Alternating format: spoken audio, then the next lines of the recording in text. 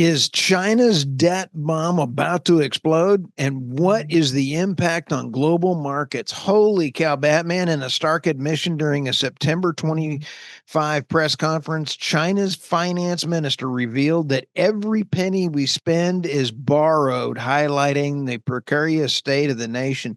Michael, let's go through some GDP debt ratios. Compared to other economies, China's debt to GDP ratio is about 312% in 2024. The US is currently 123%, and Japan is 255%. Holy cow, Batman, the yuan is in trouble. China's debt crisis isn't new, but a new data points dire picture by mid 2025. Social financing and broad measure of credit in the economy stood at 430 trillion yuan, fueled by aggressive borrowing to stay growth. This is also including all of the bankruptcies that they've had. They've had a horrific real estate plummet at 8.5 in 2024, crippling over 70 different related industries. They are having a ruck in China, so to speak.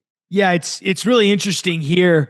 A lot of this debt, as you mentioned in the article, kind of roots back and traces back to their infrastructure boom that they have, the real estate speculation, a lot of the stimulus that they decided to do post 2008 financial crisis. And you note an interesting fact in here. Local Chinese governments are barred from direct borrowing. So they can't actually borrow money, which basically relies on these debt instruments that come from the government. Now, the issue is a lot of this debt is bad. So there's this concept of, as you note in here, extend and pretend strategy, where this new debt that they get issued refinances the old debt. That's right. Very interesting. Very interesting.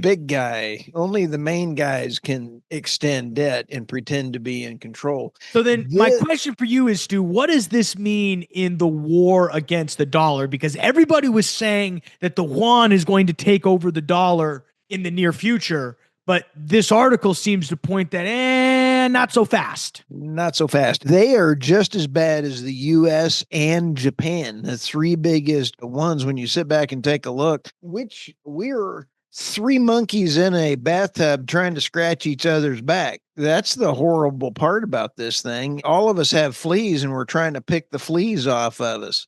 This is not a good situation to be in. And I believe that if the United States can get rid of the Fed and go to a gold or silver standard and have actual everything go back to gold, we will heal as a global economy. Yeah, it really is true. I find it fascinating that people are making this, and I think, again, what does this mean for the energy markets? This quote unquote their push for clean energy over there in China isn't really going to help, because if they're going to need debt to continue to do that, their net zero goals are going to continue to be delayed. So anyone who's thinking that China is going to become the leader in net zero, good luck.